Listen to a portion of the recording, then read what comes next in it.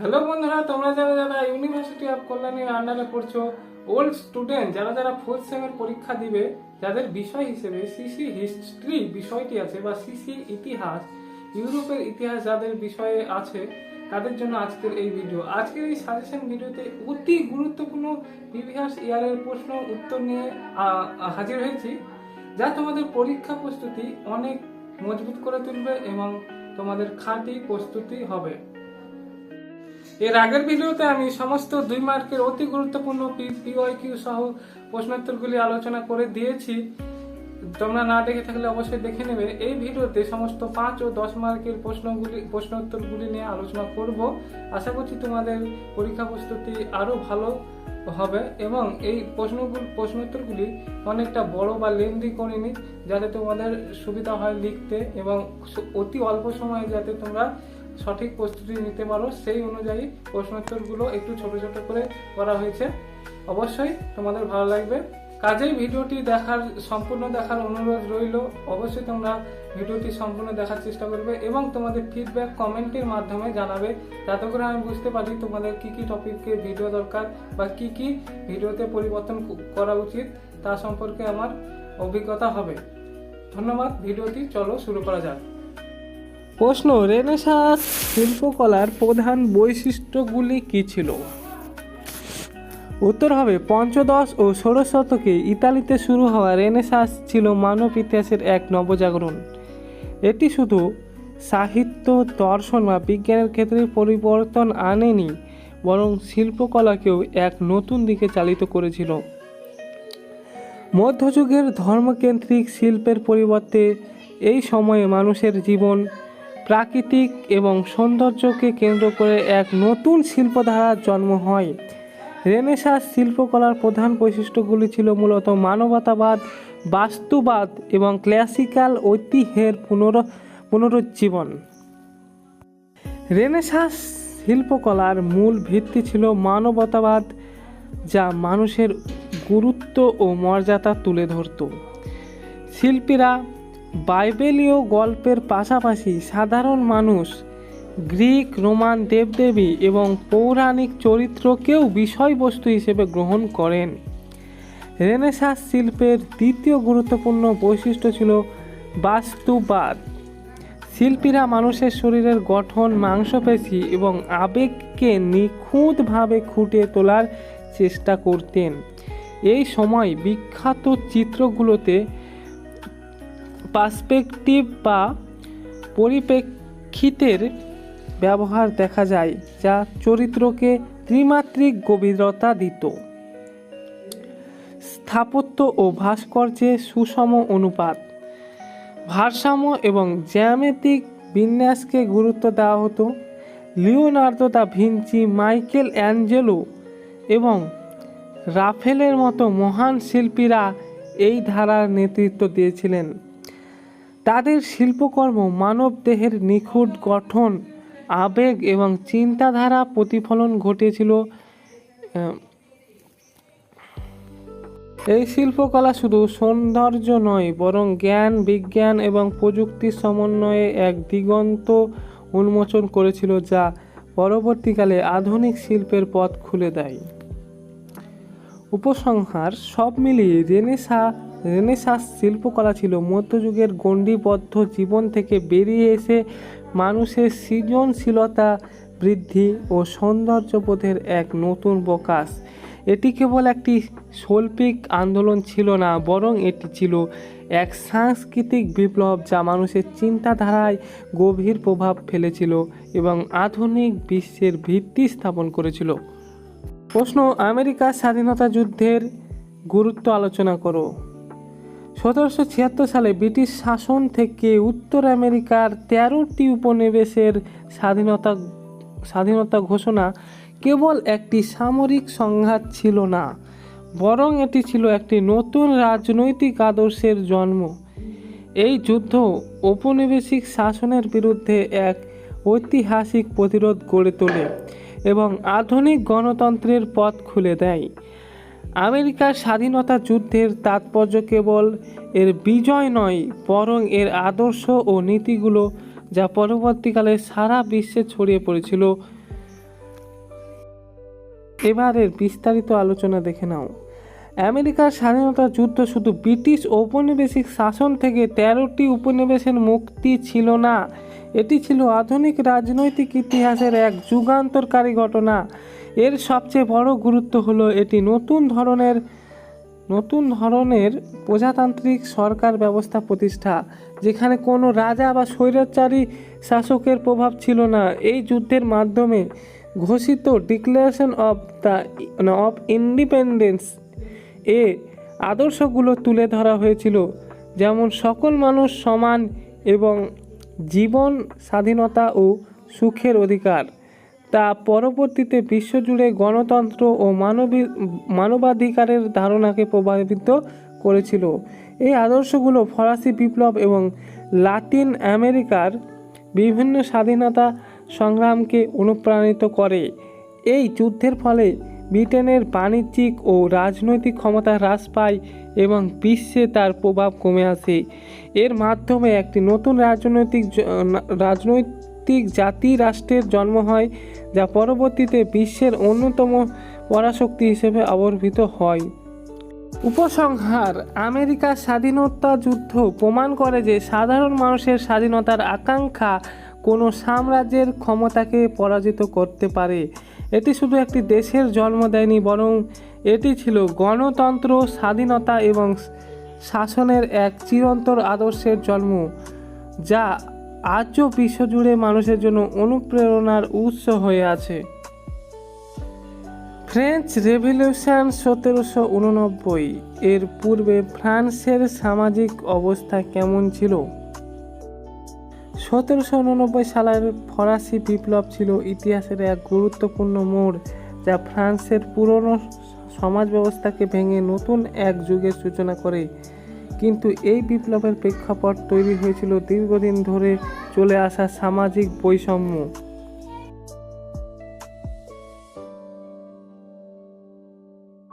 অর্থনৈতিক শোষণ এবং রাজনৈতিক অস্থিরতার মধ্যে দিয়ে। বিপ্লবের পূর্বে ফ্রান্সের সমাজ ছিল এক জটিল এবং বিভক্ত কাঠামোয় আবদ্ধ, যা সাধারণ মানুষের জীবনে নেমে এসেছিল চরম দুর্ভোগ।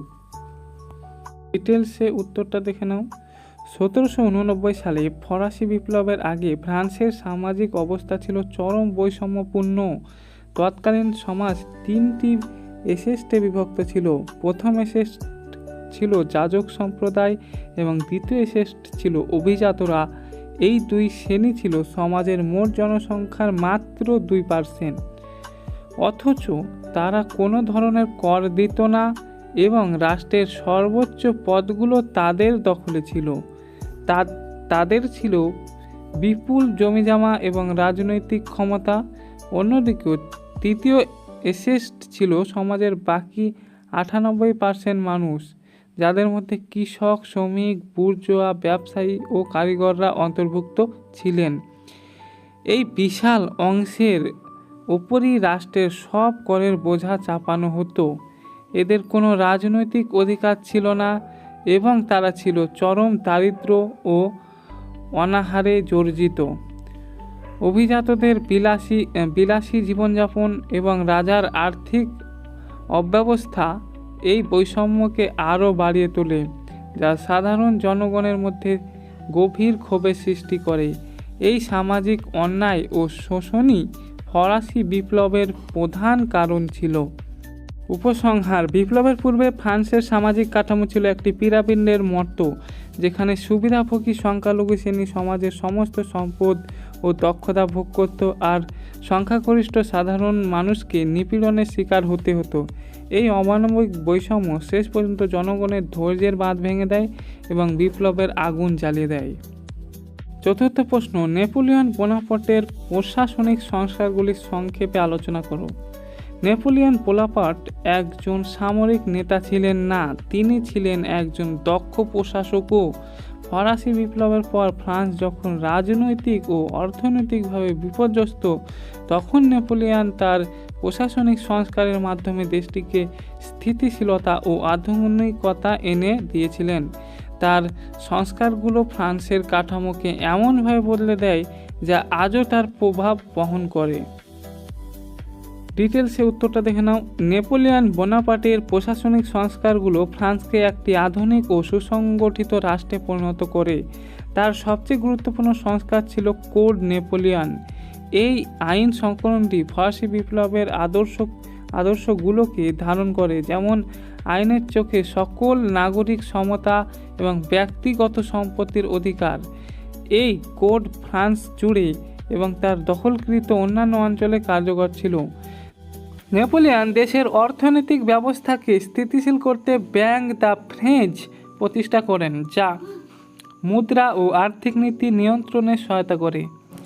তিনি আমলাতন্ত্রের সংস্কার আনেন এবং জন্মগত অধিকারের পরিবর্তে যোগ্যতার ভিত্তিতে সরকারি পদে নিয়োগ ব্যবস্থা চালু করেন। এছাড়াও তিনি শিক্ষা ব্যবস্থাকে ঢেলে সাজিয়েছিলেন এবং এই সংস্কারগুলো ফ্রান্সের রাজনীতি, অর্থনীতি এবং সমাজের উপর দীর্ঘস্থায়ী ইতিবাচক প্রভাব ফেলেছিল। উপসংহার: নেপোলিয়নের প্রশাসনিক সংস্কারগুলো ফ্রান্সকে একটি সুসংগঠিত এবং কার্যকারী রাষ্ট্রে পরিণত করেছিল। সামরিক সাফল্যের পাশাপাশি তার এই সংস্কারগুলোই তাকে একজন সফল রাষ্ট্রনায়ক হিসেবে ইতিহাসে অমর করে রেখেছে। তার এই প্রশাসনিক মডেল পরবর্তীকালে অনেক দেশেই গৃহীত হয়েছিল।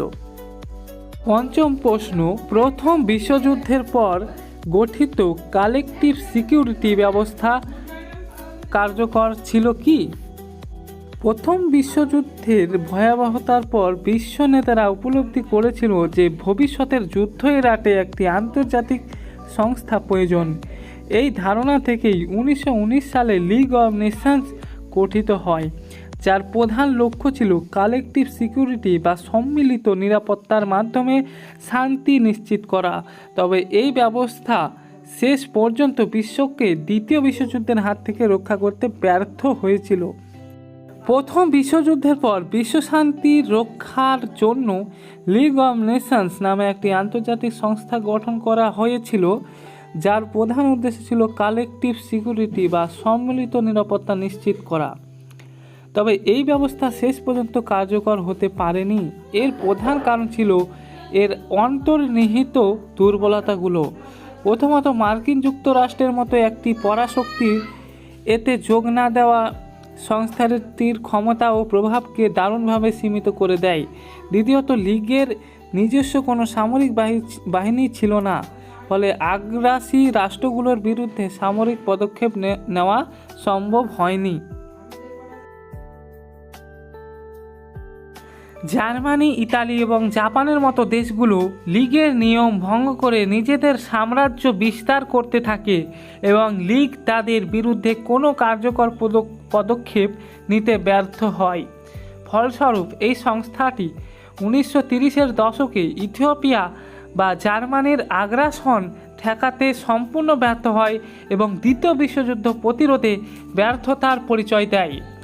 উপসংহার: লিগ অব নেশনস এর সম্মিলিত নিরাপত্তা ব্যবস্থার ব্যর্থতা প্রমাণ করে যে শুধু আদর্শ দিয়ে আন্তর্জাতিক শান্তি প্রতিষ্ঠা করা সম্ভব নয়। শক্তিশালী রাষ্ট্রের সমর্থন ও কার্যকর সামরিক শক্তি ছাড়া এমন কোনো আন্তর্জাতিক সংস্থা তার লক্ষ্য পূরণে ব্যর্থ হয়। এই ব্যর্থতাই পরবর্তীতে জাতিসংঘ গঠনের পথ খুলে দেয়। প্রশ্ন: রেনেসাঁসের উপর শিল্পকলার কী প্রভাব পড়েছিল? রেনেসাঁস ছিল একটি সাংস্কৃতিক ও বুদ্ধিবৃত্তিক আন্দোলন যা 14 থেকে 16 শতকে ইউরোপে ঘটেছিল। এটি কেবল সাহিত্য বা দর্শনের ক্ষেত্রেই সীমাবদ্ধ ছিল না, বরং শিল্পকলার উপরও এর গভীর প্রভাব পড়েছিল। প্রকৃতপক্ষে শিল্পকলা ছিল রেনেসাঁস আন্দোলনের অন্যতম প্রধান প্রকাশ মাধ্যম, যা মানুষের চিন্তাভাবনা ও রুচির পরিবর্তনকে প্রতিফলিত করেছিল। রেনেসাঁসের উপর শিল্পকলার প্রভাব ছিল দ্বিমুখী। একদিকে রেনেসাঁস আন্দোলন শিল্পকলাকে নতুন রূপ দিয়েছিল, অন্যদিকে এই শিল্পকলা রেনেসাঁসের আদর্শকে সমাজের গভীরে ছড়িয়ে দিতে সাহায্য করেছিল। শিল্পকলা রেনেসাঁসের মূল আদর্শ মানবতাবাদকে দৃশ্যমান রূপ দেয়। রেনেসাঁস শিল্পীরা মানুষের শরীর, আবেগ এবং বুদ্ধিমত্তাকে তাদের কাজের কেন্দ্রবিন্দুতে নিয়ে আসেন, যা মধ্যযুগের ধর্মকেন্দ্রিক শিল্পের থেকে সম্পূর্ণ আলাদা ছিল। এর ফলে সাধারণ মানুষ শিল্পকলার মাধ্যমে নিজেদের জীবনের প্রতিচ্ছবি দেখতে পায়। বাস্তববাদ এবং পার্সপেক্টিভের মতো নতুন কৌশলগুলো চিত্রকলাকে আরও জীবন্ত করে তোলে। লিওনার্দো দা ভিঞ্চির মতো শিল্পীরা একই সাথে বিজ্ঞানী ও শিল্পী ছিলেন, যা শিল্পকে বিজ্ঞান ও গণিতের সঙ্গে যুক্ত করে। এর ফলে শিল্পের মান আরও উন্নত হয়। মাইকেল অ্যাঞ্জেলোর ভাস্কর্য বা রাফেলের চিত্রকলার মাধ্যমে রেনেসাঁসের সৌন্দর্যবোধ এবং সুষম অনুপাতের ধারণা সারা বিশ্বে ছড়িয়ে পড়ে। মুদ্রণ যন্ত্রের আবিষ্কারের পর যখন শিল্পকর্মে প্রতিফলিত তৈরি সহজ হলো, তখন রেনেসাঁসের আদর্শ দ্রুত ছড়িয়ে পড়ল। রেনেসাঁস শিল্পকলা শুধু একটি শৈল্পিক আন্দোলন ছিল না, বরং এটি ছিল রেনেসাঁসের মূল আদর্শ, মানবতাবাদ ও যুক্তিবাদকে জনগণের কাছে পৌঁছে দেওয়ার এক শক্তিশালী মাধ্যম। শিল্পকলার মাধ্যমেই রেনেসাঁস তার নবজাগরণের বার্তা ছড়িয়ে দিতে পেরেছিল। 7 নম্বর প্রশ্ন, ইতালির ঐক্যবদ্ধ প্রচেষ্টায় ম্যাজিনির নীতি কতটা বাস্তবসম্মত ছিল? 19 শতকে ইতালির ঐক্য আন্দোলনে ম্যাজিনি ছিলেন একজন গুরুত্বপূর্ণ ব্যক্তিত্ব। তিনি ইতালির একীকরণকে একটি জাতীয়তাবাদী, গণতান্ত্রিক এবং বিপ্লবী আদর্শ হিসেবে তুলে ধরেছিলেন। তবে তার এই আদর্শ ও নীতিগুলো কতটা বাস্তবসম্মত ছিল তা নিয়ে ঐতিহাসিকদের মধ্যে ভিন্ন ভিন্ন মত রয়েছে। ইতালির ঐক্যবদ্ধ প্রচেষ্টায় ম্যাজিনির নীতিগুলি আদর্শগতভাবে অত্যন্ত শক্তিশালী হলেও বাস্তবে তা ছিল অনেকাংশে অবাস্তব। ম্যাজিনি বিশ্বাস করতেন যে ইতালির একীকরণ কেবল নবজাগরণের ঐক্যবদ্ধ বিপ্লবের মাধ্যমেই সম্ভব। তিনি ইয়ং ইতালি নামে একটি গোপন বিপ্লবী সংগঠন গড়ে তোলেন, যার লক্ষ্য ছিল তরুণদের মধ্যে জাতীয়তাবাদী চেতনা জাগানো। তার নীতি ছিল গণতন্ত্র, প্রজাতন্ত্র ও জনগণের শাসন। তিনি বিদেশি শক্তির সাহায্য ছাড়াই ইতালির ঐক্য চেয়েছিলেন, যা ছিল সেই সময়কার রাজনৈতিক বাস্তবতায় প্রায় অসম্ভব। ম্যাজিনির এই নীতিগুলো সাধারণ মানুষের মধ্যে জাতীয়তাবাদী আবেগ জাগাতে সক্ষম হলেও তার নেতৃত্বাধীন একাধিক বিপ্লবী প্রচেষ্টা ব্যর্থ হয়। এর প্রধান কারণ ছিল তার বিপ্লবের জন্য প্রয়োজনীয় সামরিক শক্তি এবং জনগণের ব্যাপক সমর্থন অর্জনের ব্যর্থতা। সামরিকভাবে শক্তিশালী অস্ট্রিয়া এবং অন্যান্য আঞ্চলিক রাজতন্ত্রগুলোকে পরাজিত করার জন্য কেবল আদর্শ যথেষ্ট ছিল না। ম্যাজিনির নীতি ছিল বিপ্লবী এবং আবেগপ্রবণ, কিন্তু সামরিক ও রাজনৈতিক কৌশলগত বাস্তবতার অভাব ছিল। অন্যদিকে কাউন্ট কাভুরের মতো নেতারা কূটনীতি এবং বিদেশি শক্তির সমর্থন নিয়ে ইতালির একীকরণের পথ সুগম করেছিলেন। উপসংহার: ম্যাজিনি ইতালির ঐক্য আন্দোলনের জন্য এক শক্তিশালী আদর্শিক ভিত্তি তৈরি করেছিলেন, কিন্তু তার বিপ্লবী নীতিগুলো সেই সময়ের রাজনৈতিক ও সামরিক প্রেক্ষাপটে বাস্তবসম্মত ছিল না। ইতালির ঐক্য শেষ পর্যন্ত তার আদর্শের উপর ভিত্তি করে নয়, বরং কাভুরের বাস্তববাদী রাজনৈতিক কৌশলের মাধ্যমেই সম্ভব হয়েছিল। 8 নম্বর প্রশ্ন, কিউবার ওপর ঠান্ডা যুদ্ধের প্রভাব আলোচনা করো। কিউবার ওপর ঠান্ডা যুদ্ধের প্রভাব। কিউবা ছিল ঠান্ডা যুদ্ধের এক গুরুত্বপূর্ণ কেন্দ্রবিন্দু। ভৌগোলিকভাবে মার্কিন যুক্তরাষ্ট্রের খুব কাছে অবস্থিত হওয়ায় এটি দুই পরাশক্তির আদর্শগত লড়াইয়ের একটি প্রধান ক্ষেত্র হয়ে ওঠে। 1959 সালের কিউবা বিপ্লবের পর কিউবা মার্কিন যুক্তরাষ্ট্রের পুঁজিবাদী নীতির বিরুদ্ধে অবস্থান নেয় এবং সোভিয়েত ইউনিয়নের সমাজতান্ত্রিক ব্লকে যোগ দেয়। এর ফলে কিউবার ওপর ঠান্ডা যুদ্ধের ব্যাপক প্রভাব পড়েছিল। কিউবার ওপর ঠান্ডা যুদ্ধের প্রভাব ছিল সুদূর প্রসারী এবং ধ্বংসাত্মক। 1959 সালে ফিদেল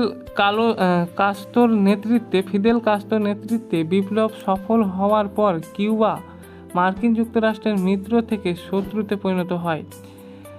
কাস্ত্রোর সরকার সমাজতান্ত্রিক নীতি গ্রহণ করলে আমেরিকা তার উপর বাণিজ্যিক নিষেধাজ্ঞা আরোপ করে। এর ফলে কিউবা তার প্রধান বাণিজ্যিক অংশীদারকে হারায় এবং অর্থনৈতিকভাবে দুর্বল হয়ে পড়ে। এই সংকটের মুহূর্তে সোভিয়েত ইউনিয়ন কিউবাকে অর্থনৈতিক ও সামরিক সাহায্য দেয়, যা কিউবাকে কার্যত সোভিয়েত ব্লকের একটি অংশে পরিণত করে। 1962 সালের কিউবান মিসাইল সংকট ছিল ঠান্ডা যুদ্ধের সবচেয়ে ভয়াবহ মুহূর্ত। যখন সোভিয়েত ইউনিয়ন কিউবায় পারমাণবিক ক্ষেপণাস্ত্র স্থাপন করে, তখন আমেরিকা সরাসরি হুমকির মুখে পড়ে। এই ঘটনার ফলে বিশ্ব পারমাণবিক যুদ্ধের খুব কাছাকাছি চলে এসেছিল।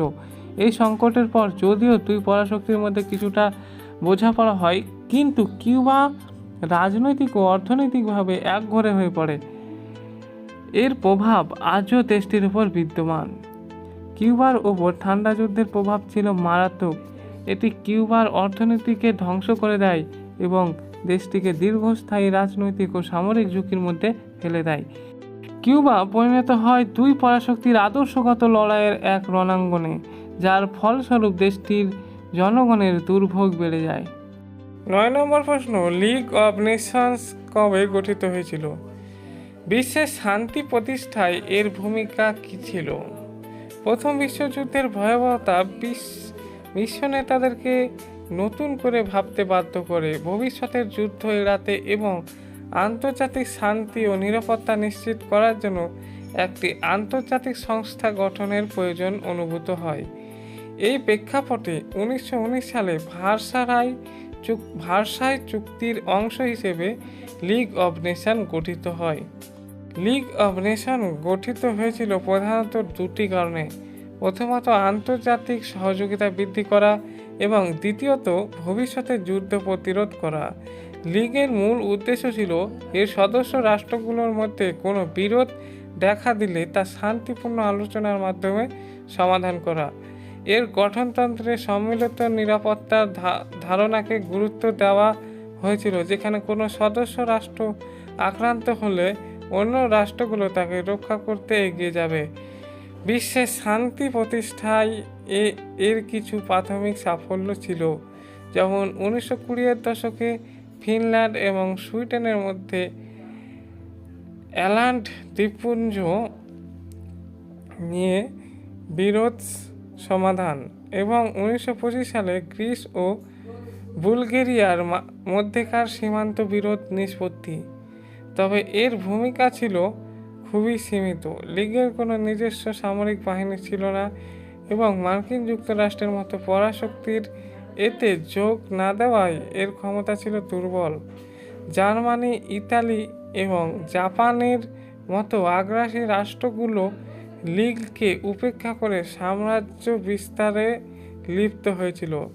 এর প্রবণতা 1930-এর দশকে ইথিওপিয়ায় ইতালির আগ্রাসন এবং জার্মানির রাইনল্যান্ড পুনর্দখলের মতো ঘটনাগুলি থামাতে পারেনি। লিগ অব নেশন গঠনের উদ্দেশ্য ছিল মহৎ হলেও তার অভ্যন্তরীণ দুর্বলতা এবং আন্তর্জাতিক রাজনৈতিক বাস্তবতার কারণে এটি তার মূল লক্ষ্য পূরণে ব্যর্থ হয়। লিগ অব নেশন দ্বিতীয় বিশ্বযুদ্ধ প্রতিরোধ করতে সম্পূর্ণ ব্যর্থ হওয়ায় এর বিলুপ্তি ঘটে, কিন্তু এর ধারণা পরবর্তীতে জাতিসংঘ প্রতিষ্ঠার পথ খুলে দেয়। প্রশ্ন, সায়েন্টিফিক রেভলিউশন এর বৈশিষ্ট্য সম্পর্কে একটি সংক্ষিপ্ত টিকা লিখো। উত্তর হবে, সায়েন্টিফিক রেভলিউশন ছিল 16 থেকে 18 শতকে ইউরোপে ঘটে যাওয়া এক বৈপ্লবিক পরিবর্তন। এটি শুধু বিজ্ঞানের কিছু আবিষ্কারের মধ্যেই সীমাবদ্ধ ছিল না, বরং এটি মানুষের প্রকৃতি, মহাবিশ্ব এবং জ্ঞান অর্জনের পদ্ধতি সম্পর্কে চিরায়ত ধারণাকে বদলে দিয়েছিল। এটি ছিল যুক্তি, পর্যবেক্ষণ এবং গবেষণার উপর ভিত্তি করে এক নতুন বৈজ্ঞানিক যুগের সূচনা। সায়েন্টিফিক রেভলিউশন এর প্রধান বৈশিষ্ট্যগুলো ছিল যুক্তি এবং পর্যবেক্ষণকে গুরুত্ব দেওয়া। এর আগে ধর্ম এবং ঐতিহ্যের ওপর ভিত্তি করে জ্ঞান অর্জিত হতো, কিন্তু এই সময়ে বিজ্ঞানীরা পর্যবেক্ষণ এবং পরীক্ষা নিরীক্ষার মাধ্যমে সত্য যাচাই করতে শুরু করেন। গণিতকে বিজ্ঞানের ভাষায় পরিণত করা ছিল আরেকটি গুরুত্বপূর্ণ বৈশিষ্ট্য। গ্যালিলিও নিউটনের মতো বিজ্ঞানীরা প্রকৃতির নিয়মগুলোকে গাণিতিক সমীকরণের মাধ্যমে প্রকাশ করেন। এর ফলে বিজ্ঞান আরও সুনির্দিষ্ট এবং পরিমাপযোগ্য হয়ে ওঠে। ধর্মের প্রভাব থেকে বিজ্ঞানকে বিচ্ছিন্ন করা ছিল এই বিপ্লবের এক বড় দিক। যদিও অনেক বিজ্ঞানী ধার্মিক ছিলেন, কিন্তু তারা মহাবিশ্বের ব্যাখ্যা দিতে গিয়ে ধর্মীয় বিশ্বাস থেকে বেরিয়ে এসে বস্তুনিষ্ঠ গবেষণার উপর নির্ভর করেছিলেন। এছাড়াও এই সময়ে নতুন নতুন যন্ত্রপাতি আবিষ্কার হয়, যেমন টেলিস্কোপ, মাইক্রোস্কোপ বিজ্ঞানীদের গবেষণাকে আরও সহজ করে তোলে। সায়েন্টিফিক রেভলিউশন ছিল মানব ইতিহাসের এক গুরুত্বপূর্ণ সন্ধিক্ষণ। এটি শুধু বিজ্ঞানকে এগিয়ে নিয়ে যায়নি, বরং মানুষের চিন্তাভাবনা, শিক্ষা এবং সমাজের উপর গভীর প্রভাব ফেলেছিল। এর ফলে মানুষের মনে যুক্তি ও জিজ্ঞাসার জন্ম হয়, যা পরবর্তীকালে এনলাইটমেন্ট বা জ্ঞানদীপ্তির পথ খুলে দেয়। বন্ধুরা, আর প্রশ্নোত্তরগুলো আলোচনা করছি না, এগুলো তোমরা খাতায় নোট করে নিতে পারো। স্ক্রল ডাউন হবে, ভিডিও পজ করে নোট করে নিতে পারো, অথবা তোমরা পিডিএফটি অতি স্বল্প মূল্যে আমার কাছ থেকে কিনে নিতে পারো। হোয়াটসঅ্যাপ নম্বর দেওয়া আছে ডেসক্রিপশানে, সেখান থেকে তোমরা যোগাযোগ করে পিডিএফটি নিতে পারো। এবং বন্ধুরা, এই যেই সমস্ত প্রশ্নগুলি তোমাদেরকে দেওয়া রয়েছে, বিগত 4 বছরের সমস্ত প্রশ্ন এবং উত্তর যেগুলি পরীক্ষায় এসেছিল, এই প্রশ্নোত্তরগুলি অতি গুরুত্বপূর্ণ প্রশ্ন। যেই পরীক্ষাটি হবে তোমাদের সামনে, তার জন্য সম্ভাব্য এবং অতি গুরুত্বপূর্ণ, এগুলোই আসার সম্ভাবনা সবচেয়ে প্রবল। প্রশ্নের উত্তরগুলি ছোট ছোট করে দেওয়ার কারণ পরীক্ষায় সময় খুবই অল্প থাকে, তার মধ্যে বড় বড় করে উত্তর লেখা সম্ভব হয় না। তাছাড়াও মুখস্থ করার সময় বড় বড় প্রশ্নোত্তর মুখস্থ করতে অনেকটা টাইম লাগে, পয়েন্ট করে মুখস্থ করতে অনেক টাইম লাগে এবং সময় সাপেক্ষ। তাই খুব অল্প সময়ে পড়াশোনার মাধ্যমে জাস্ট 5 নম্বরটা অবশ্যই চলে আসবে এবং মোটামুটি ভালো নম্বর করে সবাই পাস করে যাবে। তাই এই পিডিএফটা তৈরি করা হয়েছে। ধন্যবাদ বন্ধুরা, ভিডিওটি এত দূর পর্যন্ত দেখার জন্য। অবশ্যই তোমরা একটি কমেন্ট করে যাবে।